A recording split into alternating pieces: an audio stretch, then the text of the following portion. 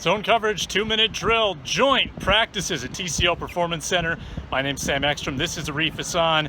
First time that either of us have gotten to cover a joint practice. They had them 2 years ago in Cincinnati. Vikings hosting this time.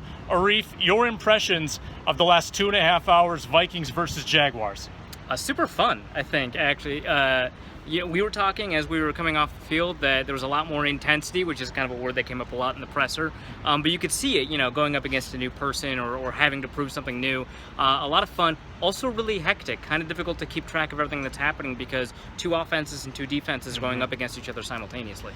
It's hard to deem a winner or a loser in joint practices for that exact reason, but it felt like the Vikings secondary did exactly what you would expect to Blake Bortles. A lot of very close interceptions, and I felt like offensively speaking, the Vikings, who hadn't really been that strong on offense in this camp, held their own against a good defense. For the most part, especially in red zone drills, I would have liked to see a little bit more in terms of deep attempts from the first team offense. Didn't see a ton of those.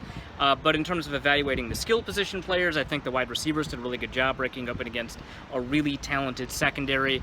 The offensive line maybe struggled a little bit, but otherwise I think in the red zone specifically, the offense did a really good job, scored a lot of touchdowns, and kind of in the more open field, you would have liked to see a little bit more aggression, but given how talented that defense is, I think you're right, they did hold their own. You wrote a good story earlier today, zonecoverage.com, about how the Vikings and Jaguars were trying to avoid any type of fisticuffs, any fights during these festivities. They got through one day without any incidents.